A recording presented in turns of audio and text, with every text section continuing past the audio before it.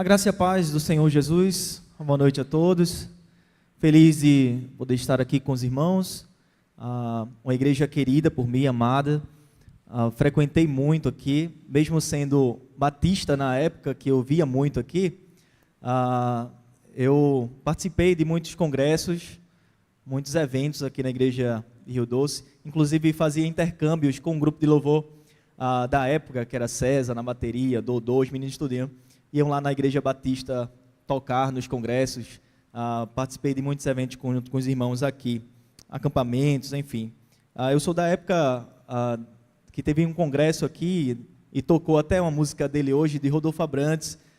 Minha esposa também, naquela época ainda namorada, veio comigo, participou. Na verdade, vários eventos com o Rodolfo aqui na igreja, né? A gente já participou.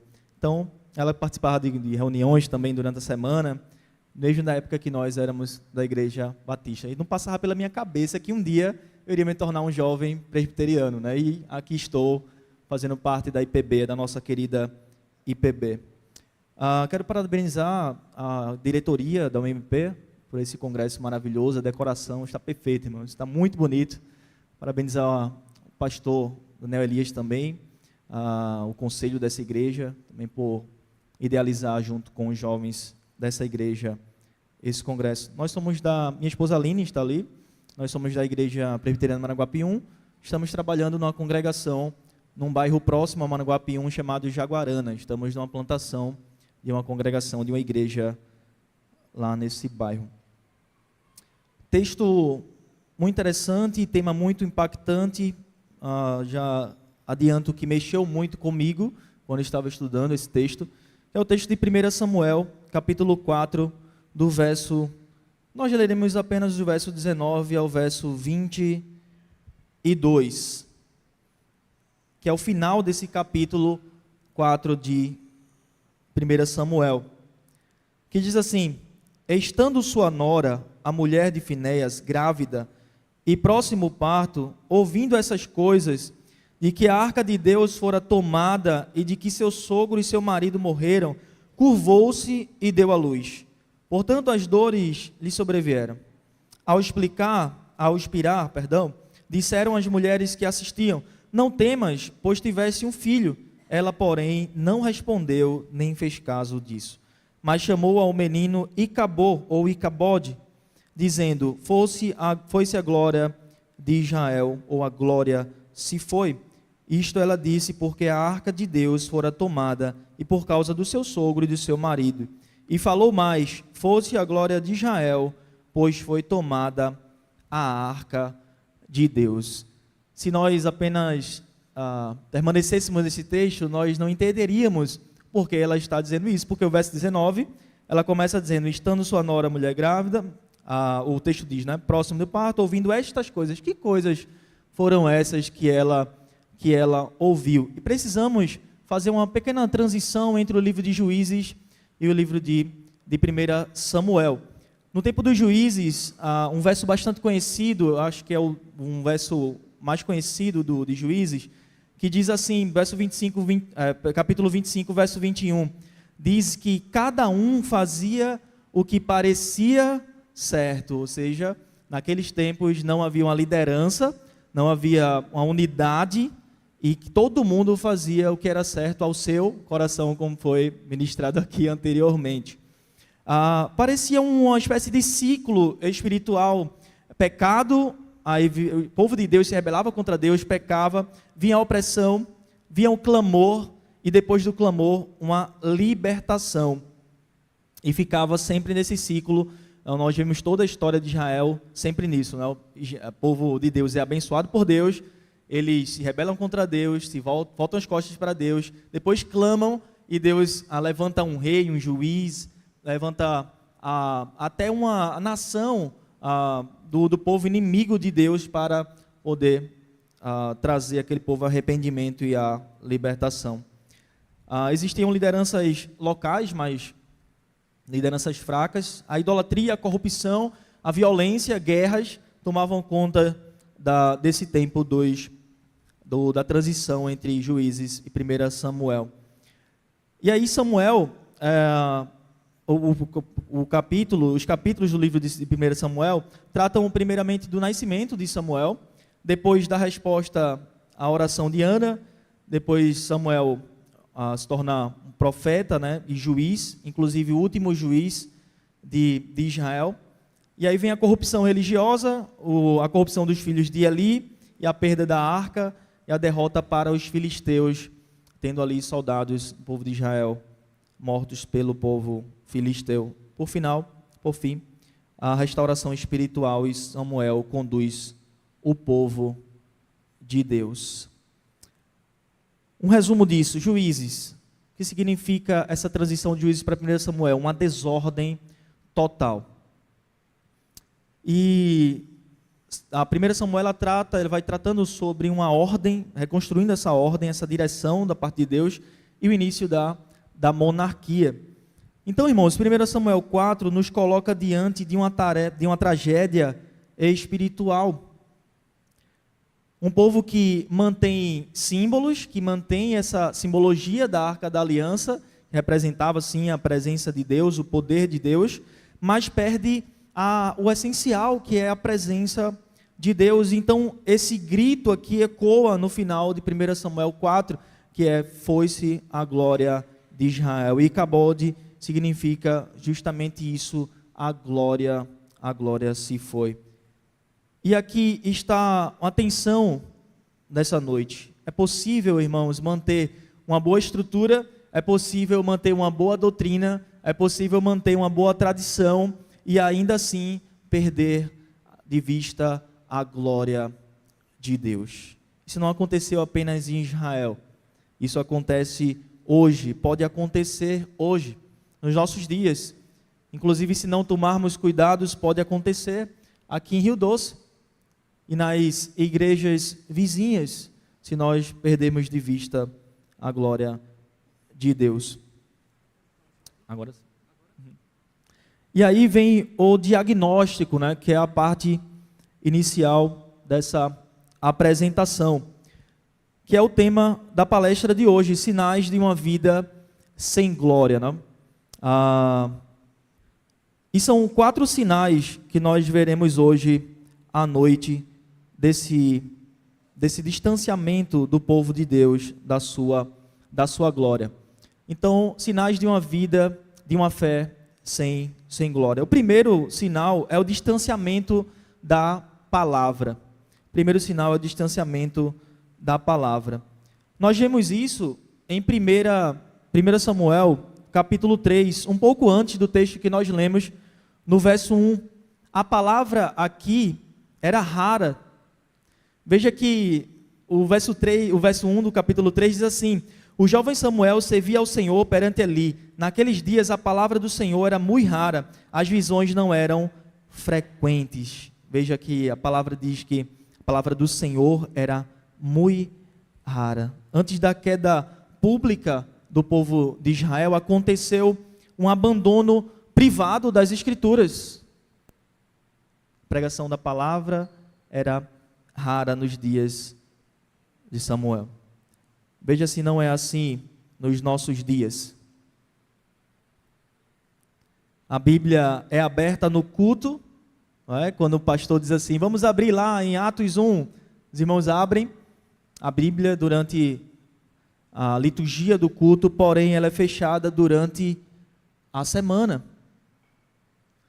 E tem irmãos que nem abrem as Escrituras para conferir o que está sendo pregado. Eu gosto de um vídeo do reverendo Hernandes, que ele diz o seguinte: ele diz que quando chega numa igreja e pede para a igreja abrir um texto, e ele faz a leitura do texto, depois que ele termina a leitura, ele olha para os irmãos, se os irmãos fecharam a Bíblia ou deixaram aberta, e ele diz assim que é uma espécie de termômetro para saber se a igreja tem uma expectativa do pregador voltar para o texto ou não.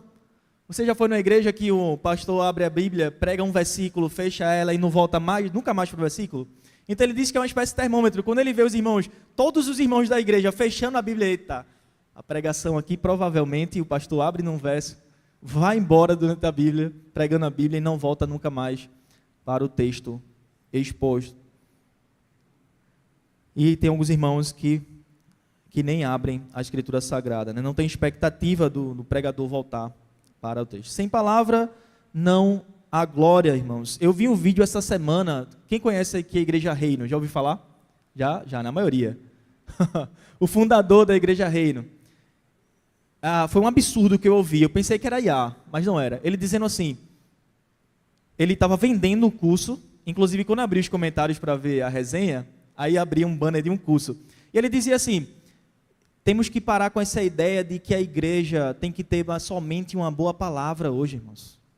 Não é necessário uma boa palavra, não é necessário um culto segundo a palavra, parafraseando ele agora, um culto segundo a palavra de Deus. É necessário que as igrejas olhem para as estruturas. Aí a gente entra no tema que o pastor pregou antes de mim. Sabia que na Lagoinha tem pessoas vendendo pipoca durante o culto? Uma espécie de shopping. Tem área VIP, tem pipoca. Inclusive uma dita pastora, estava pregando recentemente lá, e aí tinha uma pessoa comendo pipoca durante o culto. Ela, eu não aceito isso, pare de comer pipoca.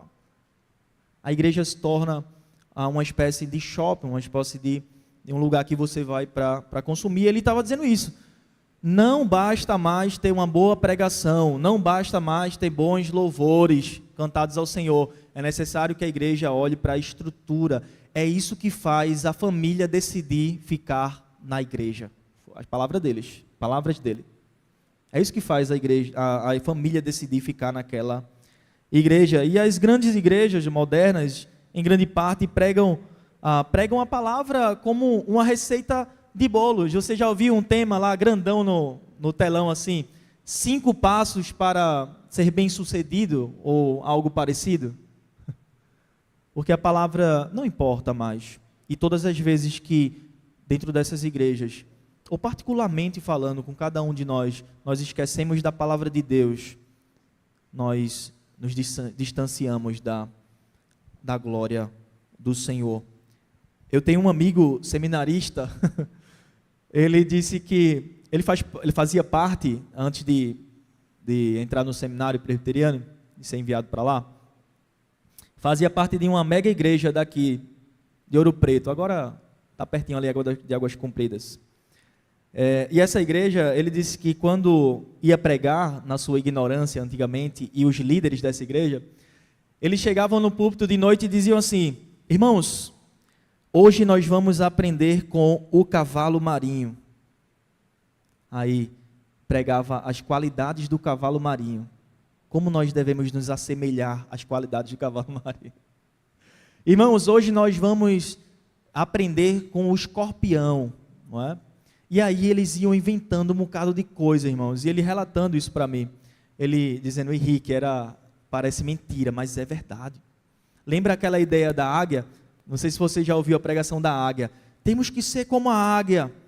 Que a águia, conta-se, né? Que a águia, quando está com as suas unhas grandes, né? Seu bico grande, ela vai para um pico de uma montanha e começa a se renovar, né? Começa a tirar as unhas, as garras, o bico. E aí, nessa igreja era pregado basicamente assim. Vamos aprender com a águia. Vamos aprender com o cavalo marinho. Vamos aprender com os animais. E a palavra de Deus, a exposição fiel da palavra de Deus ficava de lado. Recentemente, eu fui numa igreja por 3 vezes. 3 vezes. Quando o pastor Hércules disse assim, eu nunca tinha visto uma igreja passar o culto todinho sem pregar a palavra. Aí minha esposa disse, eu sei, eu já fui. E eu fui 3 vezes seguidas nessa igreja, irmãos. Uma mega igreja, irmã de uma igreja aqui próximo de nós, em Paulista. É irmã. Um dia, substituíram a palavra de Deus por uma peça teatral, era uma Páscoa, ninguém pregou, apenas executaram a peça e ficou por isso mesmo. Outro dia, o pastor pegou o microfone, falou 25 minutos, eu não estou exagerando, 25 minutos na hora dos dízimos e ofertas, falando que a mãe de Moisés lançou ele como uma semente para colher futuramente os frutos que Moisés, depois de ser escolhido, e ele falou basicamente nesse texto 25 minutos, lance sua semente. Quando chegou na hora da pregação, cadê o tempo que não tinha mais? Foi embora. Outro dia, ficou enrolando, fazendo oração por unção não sei de quê, dizendo que tinha unção da família, porque ele tem vários filhos, e praticamente todos pastores. Então, chamava as pessoas lá na frente, começava a passar a unção que ele tinha de família. Se você quer ter uma família bem-sucedida, vem aqui à frente que eu vou orar por você. Enrolou, pregou? Nada. Pregou nada. E é isso que acontece quando a gente se distancia da pregação da palavra de Deus. O nosso coração se distancia da glória do Senhor. Eu estou tentando ser bem prático, irmãos. Eu sei que o texto já foi pregado aqui, já foi ministrado nas oficinas, então eu quero trazer lições práticas para nós. Exemplos práticos de como está as igrejas, o nosso relacionamento pessoal com Deus nos nossos dias. Então nós estamos fazendo o contraste entre a época em que esse texto foi escrito, a época dos juízes, dos reis, para os nossos dias. Primeiro diagnóstico, um coração longe da palavra de Deus, é um coração distante da glória do Senhor. Segundo, a falta de paixão espiritual. Veja o verso 3 do capítulo 4. Os irmãos podem passar um pouquinho o slide? Aí, foi. Olha o que diz o verso 3 do capítulo 4. Voltando o povo ao arraial, disseram aos anciãos de Israel: por que nos feriu o Senhor hoje diante dos filisteus? Tragamos de Siló a arca da aliança do Senhor, para que venha no meio de nós e nos livre das mãos dos inimigos. Veja que eles não buscam a Deus com um coração sincero. Veja aqui que existe um interesse. Por que temos que trazer a arca da aliança de volta? Porque ele responde no próprio verso 3, para que o Senhor venha ao nosso meio e nos livre da mão dos inimigos. Há um interesse aí. Não era somente para se deleitar na presença do Senhor, mas eles queriam vencer a guerra que estava travada. E muitos de nós, muitas vezes, nós substituímos o relacionamento genuíno com Deus por mera religiosidade ou por interesses. Eles foram bastante interesseiros. Isso acontece nos nossos dias, será? Tem até um trend recente agora, né? Será? Acontece nos nossos dias? Cultos cheios, mas corações vazios. Deus é usado, mas não adorado. Eu vi um vídeo recentemente no Instagram, os irmãos podem até não acreditar no que essa mulher disse, mas em suas palavras ela disse o seguinte: quando eu oro, Papai do céu obedece. Veja a mente dessa mulher. Quando eu oro, Deus obedece. Olha que autoridade, mandando em Deus. A oração dela é uma ordenança, né, para Deus. Deus para ela é uma moeda de troca. Na verdade, ela não está nem pedindo favor a Deus nem nada. Ela está mandando em Deus aí, né? Pensa que está mandando em Deus. É só olhar para as programações das igrejas. Talvez você não ande muito por aí, mas não precisa andar muito não. Ao nosso redor, aqui nas ruas paralelas à Igreja Presbiteriana Rio Doce. Eu sei que aqui não tem isso, graças a Deus, glória a Deus.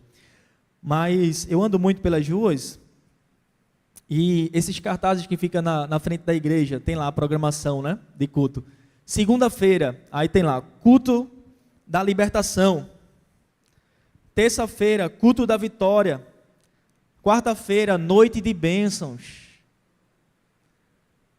Talvez isso seja incomum para nós reformados, mas no meio neopentecostal e até no meio pentecostal agora, isso está se tornando muito comum. Você vai nas igrejas, elas abrem todos os dias, é impressionante. Eu passo em uma na Perimetral, eu trabalho na Zona Norte, e eu fico Olinda, Recife o tempo todo. E aí eu passo em uma na Perimetral que todos os dias, terça eu passo, quarta eu passo, eu olho e disse, menino, essa aqui não fecha não, essa igreja não.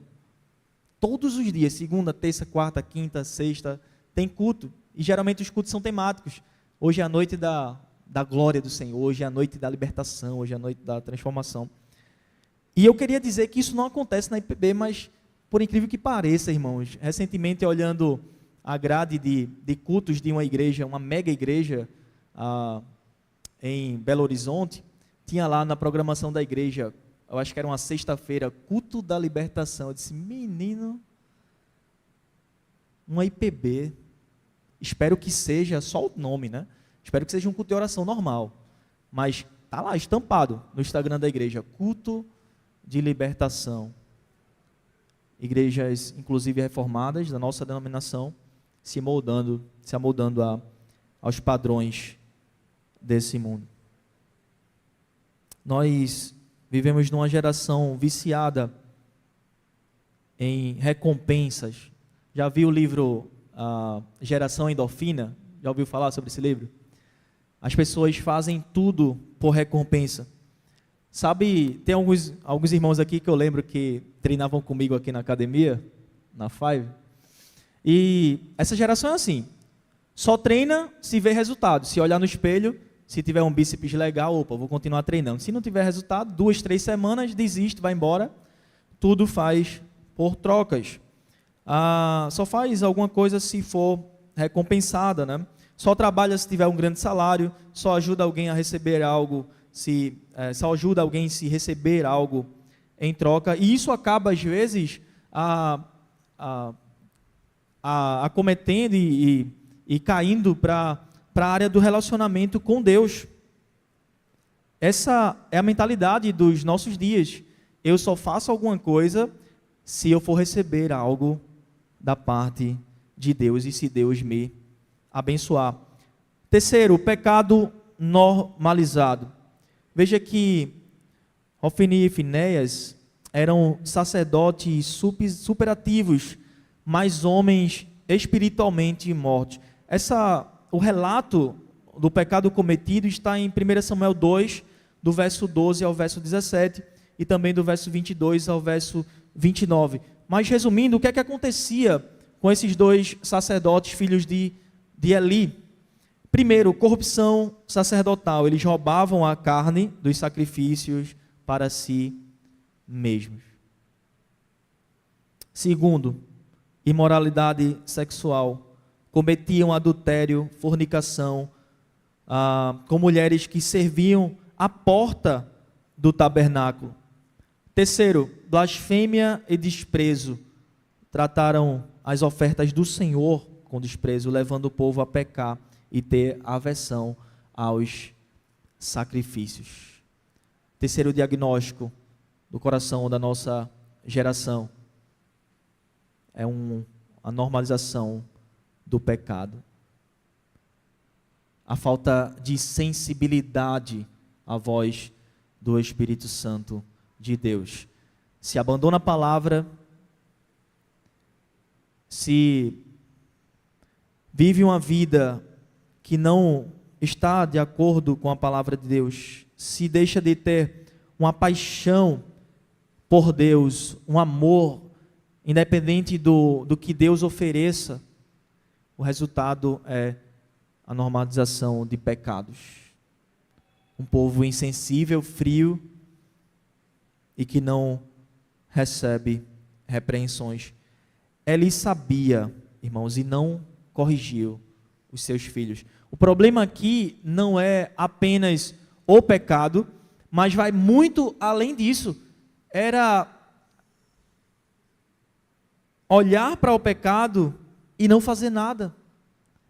Era tolerar o pecado. E Deus, em 1 Samuel 2, 27 ao 36, usa um homem, um profeta, que ele vai até Eli e declara que, por ele honrar os seus filhos mais do que a Deus e permitir que eles profanassem os sacrifícios, sua casa perderia o sacerdócio e a honra. Deus diz isso para ele. Que ele perderia, a sua casa perderia o sacerdócio. O motivo? 1 Samuel 3,13, quando Deus diz a Samuel: porque eu já lhe fiz saber que julgarei a sua casa para sempre, pela iniquidade que ele bem conhecia, porque seus filhos se fizeram escravos, e ele não os repreendeu. Deus diz a Samuel acerca de Eli, porque Eli olhou o pecado dos seus filhos e não repreendeu. Como tem sido nos nossos dias? Uma das marcas de uma igreja saudável, como disse o pastor Hércules, é a disciplina. Mas o que é que você consegue enxergar nas megas igrejas hoje? Pessoas que fazem o que querem dentro dela e não são repreendidas nem pelos líderes, pelos pastores, presbíteros ou diáconos daquela igreja, nem pelos irmãos que estão ao redor. E isso nós vemos claramente que é um abandono da disciplina na casa de Deus. Eu conheço pessoas que vão para a igreja para tirar foto no mural, posta no Instagram, mas eu conheço os frutos daquela vida. Nem fazer parte ela faz de uma igreja. Nem o nome no hall de membros tem, mas vai lá, tira foto, e parece que está muito comum isso nos nossos dias, né, entre influencers, jogadores de futebol, atletas. Vai na igreja, tira foto, ceia, pior ainda, ceia, faz parte da ceia do Senhor, posta lá a foto do cálice, sai dali e vive uma vida totalmente devassa. Se você entra numa igreja, passar um bom tempo ali observando, e ver que aquela igreja nada faz contra pecados grotescos e públicos, saia dali, vá embora. Provavelmente aquela igreja não é a igreja verdadeira. As repreensões no meio cristão está cada vez mais sumindo. Você às vezes vai aconselhar alguém, e aí o cara diz assim: eu faço da minha vida o que eu quero, quem é você para me repreender dessa forma? Me lembra uma música do secular, de um filósofo daqui, o Conde, que diz assim: faço de mim o que quero, faço o que quero de mim, faço às vezes uma boa, mas também faço algumas ruins, porque meu bem, ninguém é perfeito e a vida é assim. Essa geração parece que vive essa música. Não olhe para mim, não me julgue, não toque-me, não me repreenda, fica com raiva. Só que a Bíblia diz que quando você olha o seu irmão caminhando para o abismo e não faz nada, o sangue daquele irmão cai sobre sua cabeça. Você sabia disso? Se você repreendê-lo e ele se arrepender, você ganhou o seu irmão. Glória a Deus por isso. Mas se você olhar e não fizer nada, você será culpado, porque você viu e não fez nada. E todas as vezes que a gente pratica isso, olha o irmão caminhando para o abismo, a gente vai falar com ele, fica até com raiva, não quer mais falar com você, olha nos corredores da igreja, pega outro rumo, passa distante. Mas isso é uma marca de uma igreja verdadeira, a disciplina. E Eli esqueceu disso e foi julgado pelo Senhor. E quando ele recebe a notícia que a Arca da Aliança teria sido levada pelos filisteus, o que acontece com ele? Ele cai da cadeira para trás, provavelmente muito acima do peso. Talvez por estar participando também, sendo conivente com o pecado dos filhos ao tirar as carnes dos sacrifícios para comer as gorduras. Quando ele recebe essa notícia, ele cai para trás da cadeira e quebra o pescoço, porque Deus já tinha dito a ele que isso ia acontecer, a casa dele perderia o sacerdócio. Quarto diagnóstico: com a vida sem frutos, longe da palavra, faz as coisas por interesse, uma geração fria, sem ouvir a voz do Espírito Santo de Deus, e isso torna a vida infrutífera. Israel, veja que o Israel era o povo da aliança, mas ele foi derrotado.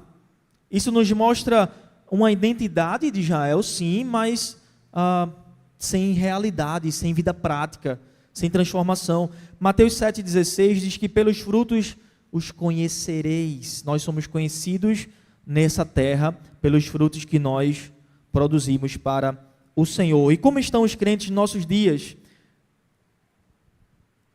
Muito discurso, pouca informação, muito movimento, pouco fruto.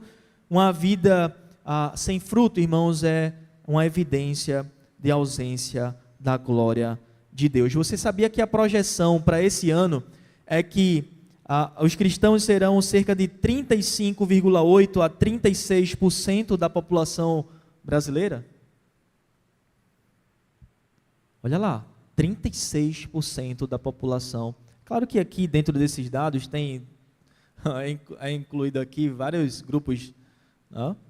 Mas a pergunta que eu faço é: por que os evangélicos só crescem na estatística, mas as desgraças do nosso país só aumentam?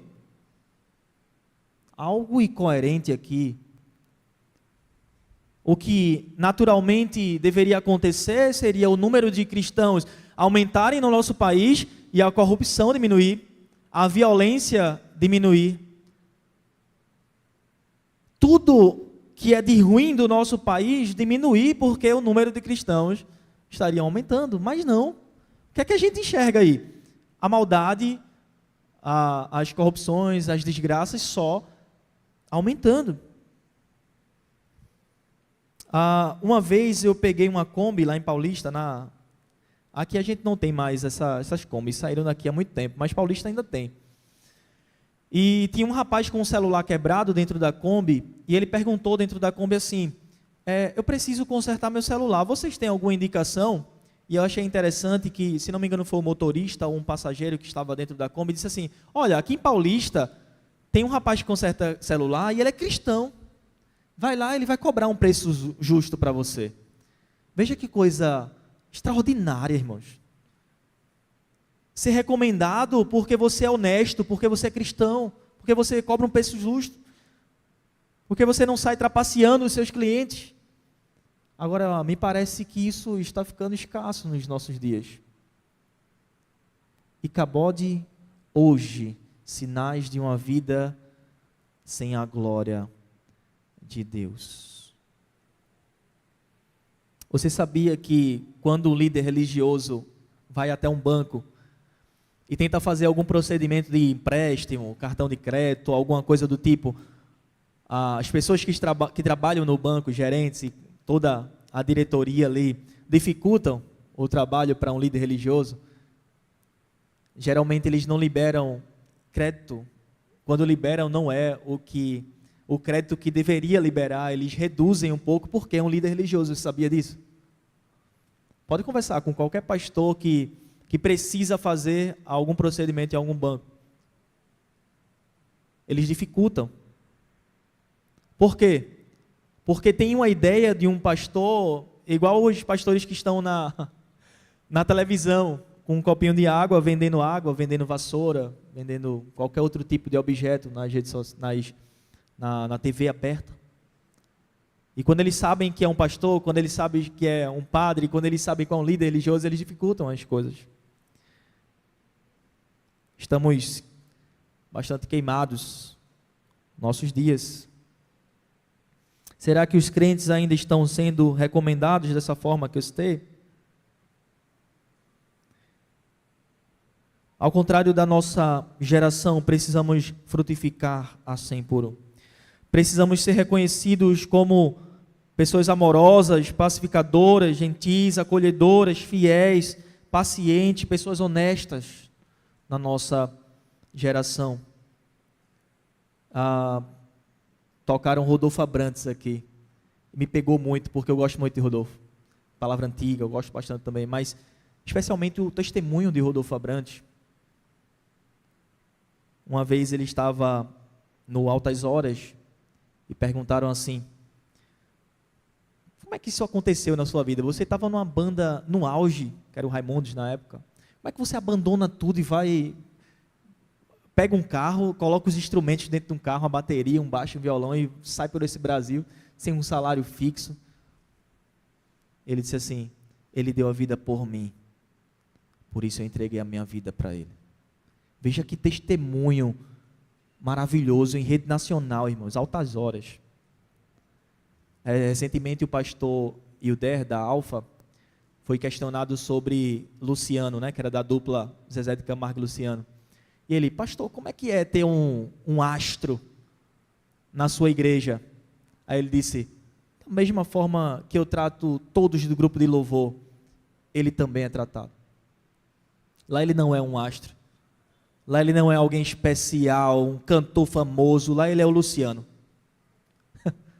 Veja, irmãos, e o pastor poderia se promover ali no testemunho do cantor, né? Dizer: a minha igreja tem um cantor profissional, tem isso e aquilo. Não, lá ele é tratado da mesma forma que o grupo de louvor. Testemunho público. Rodolfo, por exemplo, se tornou um dos maiores evangelistas do nosso país, compartilhando o seu testemunho de conversão. O clímax do diagnóstico, irmãos, é que Cabode não é um evento, é um processo que acontece nas nossas vidas. Foi-se a glória. A glória não se vai de um dia para o outro, não se vai do domingo para a segunda. É um processo que acontece silenciosamente em nossas vidas. A glória não se vai de repente. Vez ou outra, temos que nos analisarmos, nos autoavaliarmos, a saber se estamos perto da palavra de Deus, com o nosso coração aquecido, fazendo as coisas não por interesse, simplesmente por se deleitar na presença do Senhor. Olhar para os nossos pecados e não normalizá-los. E analisarmos a nossa vida, se temos frutificado ao Senhor. Nós vimos que a nossa geração é uma geração em que a glória de Deus está distante, pelo diagnóstico que nós fizemos. Mas existe uma esperança, irmãos.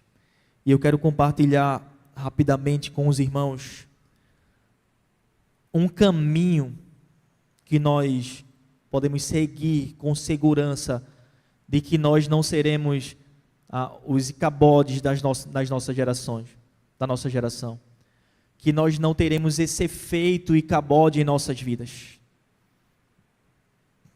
Antes de tudo, eu preciso dizer que as disciplinas espirituais não produzem a glória de Deus, não fabrica a glória de Deus, mas elas também não manipulam a Deus, não compram a graça de Deus, mas elas nos colocam no lugar onde Deus age.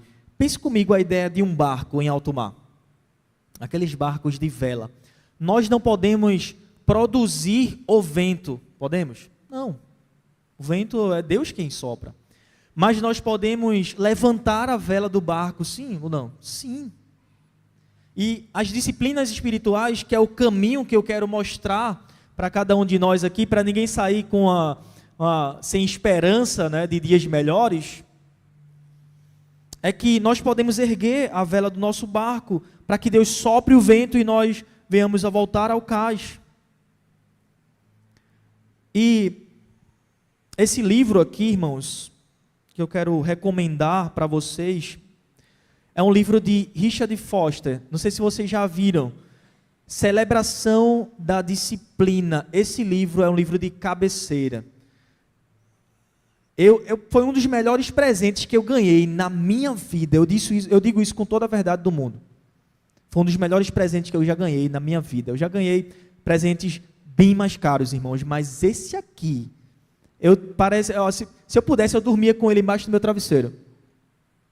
Celebração da Disciplina, Richard Foster. Depois eu posto uma foto para Arthur coloca no grupo dos jovens.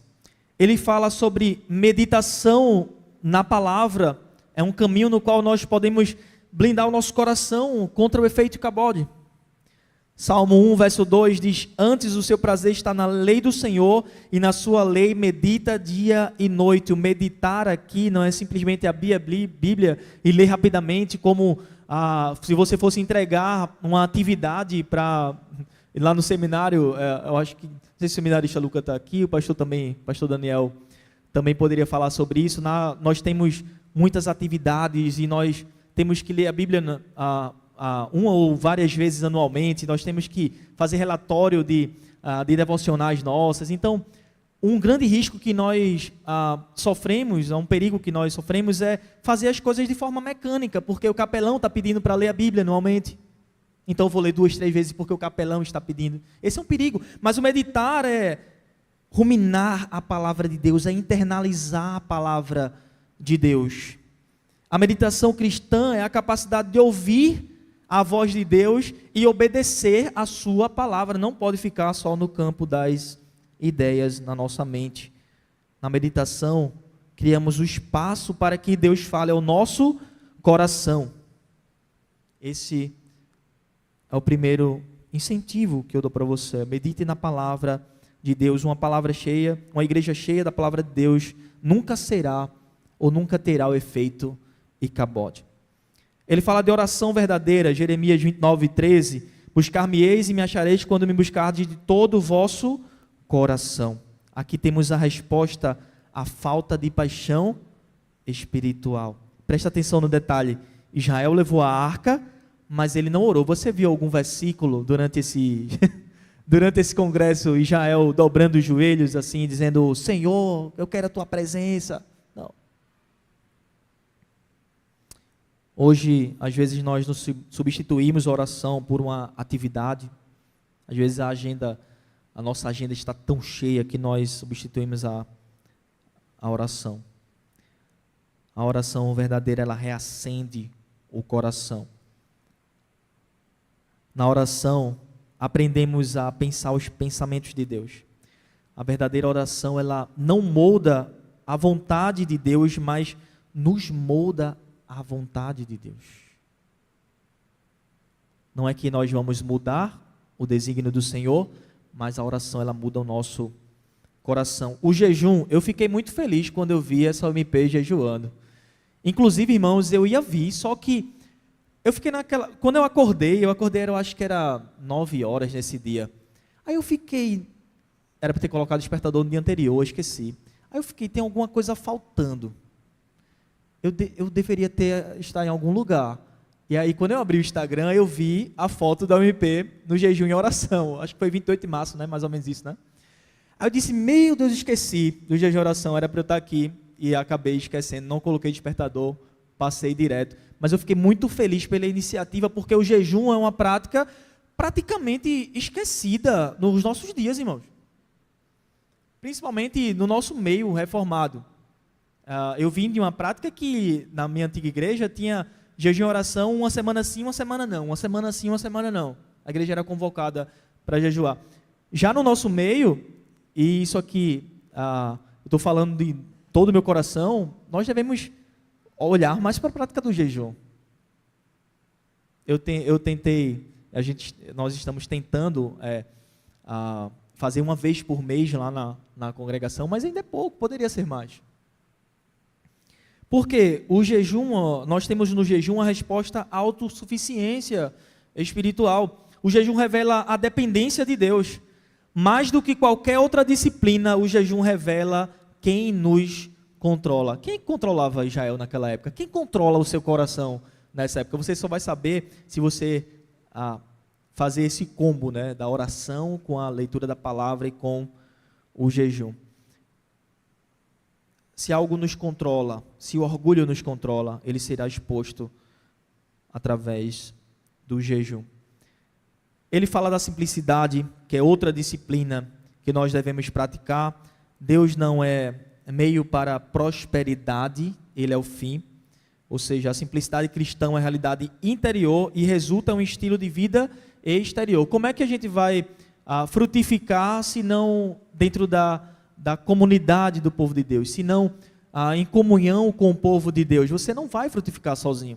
Então é necessário simplicidade, é necessário submissão, que é uma resposta ao caos espiritual, onde não há autoridade. Lembra lá que não tinha rei, final de Juízes, não tinha juiz, não tinha liderança, então o povo fazia o que bem entendia.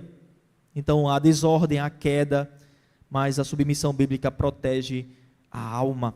Ele fala também de solitude. A solidão interior é mais um estado de mente e coração do que um lugar. Sem silêncio não há solidão, sem solidão não há profundidade espiritual. Aí outra disciplina bem esquecida nos nossos dias: ficarmos sozinhos, sem celular, sem nada, só ouvindo a voz do Senhor. É a solitude. Tudo é acelerado, né? Nossos dias. A gente ouve áudio no 2x, irmãos, né? Para acelerar. Mas nós devemos praticar a solitude. Ele fala de serviço, que nós temos aqui uma resposta a uma vida sem fruto, né? Maturidade, amor, evidência de fé. Ele segue falando sobre confissão, que aqui eu acho algo muito interessante. Tiago 5,16 diz: confessai, pois, os vossos pecados uns aos outros e orai uns pelos outros para seres curados, não porque, não muito pode, por sua eficácia, a súplica do justo. Lembra lá que os filhos de Eli e o próprio Eli estavam vivendo um período de frieza espiritual. Eis aqui uma disciplina que é a disciplina da confissão, muito perdida nos nossos dias. Lembra que eu falei recentemente daquele que diz assim: a minha vida, você não se mete nem nada. Mas essa prática deve ser frequente na igreja do Senhor, dizer assim: eu tenho uma dificuldade em certa área na minha caminhada, ajuda-me, ora por mim. A confissão é uma das disciplinas espirituais. Ele fala da adoração verdadeira. Israel, por exemplo, fez barulho, mas Deus não estava presente ali no seu meio. Ele fala da celebração, alegrai-vos sempre no Senhor.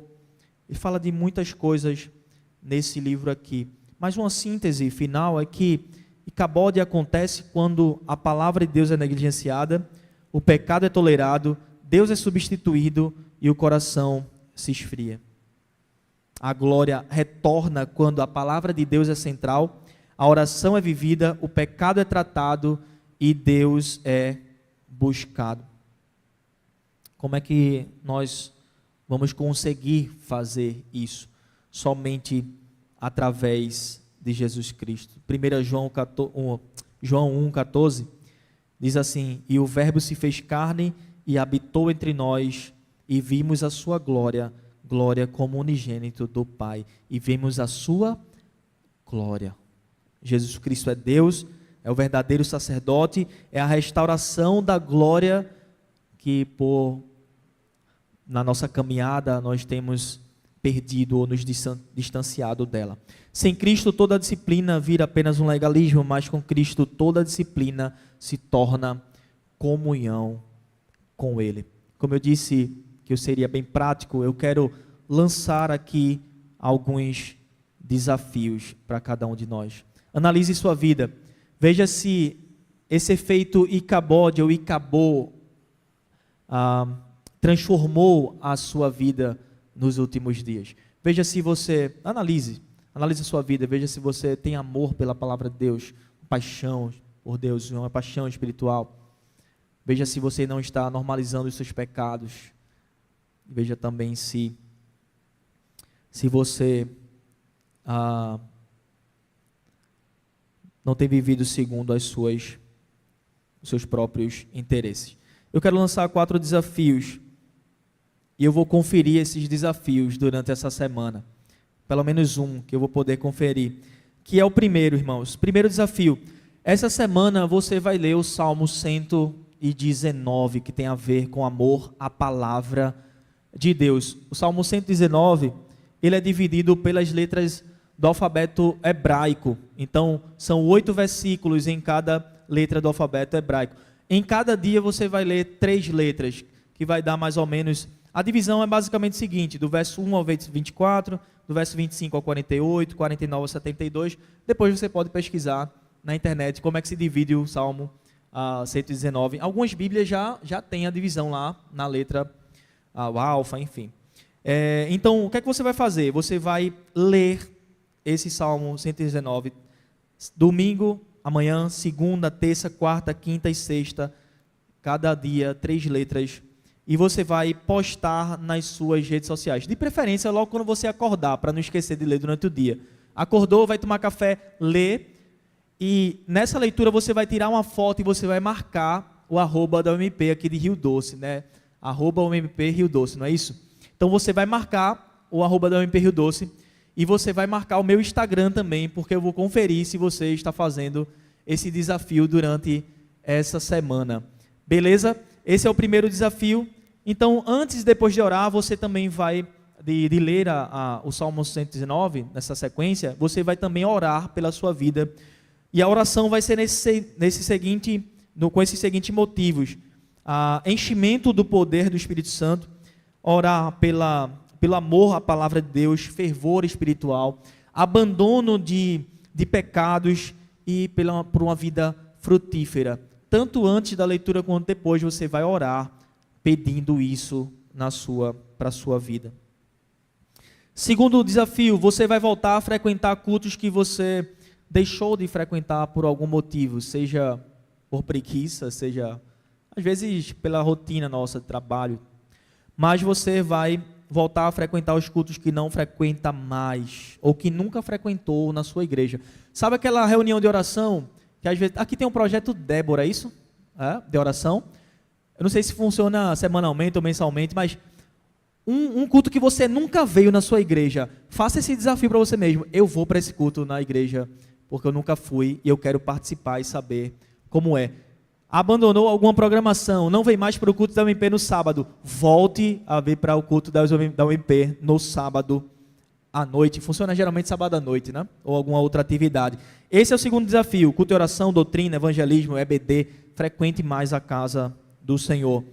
Terceiro desafio: você vai escolher uma pessoa de confiança e contar para ela as suas dificuldades na jornada. Você vai olhar para o seu melhor amigo, melhor amiga, e vai compartilhar. Lembra que ele olhou os pecados do seu filho e fez pouco caso disso? Você não vai fazer igual. Você vai contar uma dificuldade sua na jornada e pedir que essa pessoa ore junto com você durante esse período daqui para frente. Isso parece parece algo irrisório, mas isso é tão importante, irmãos, na caminhada. Às vezes a gente só precisa compartilhar as nossas dificuldades com os nossos irmãos. Porque esse irmão vai estar sempre perguntando: aquela dificuldade lá, como é que está? Aí você, eita, eu tenho caído no pecado, eu tenho resistido. Isso é bastante importante, você compartilhar com o irmão. E quando você analisar na igreja algum irmão fraco na fé, estenda a mão e pergunte: irmão, como é que eu posso te ajudar? Quarto e último desafio: quando você enxergar alguns irmãos frutificando na casa do Senhor, não jogue terra não, irmão.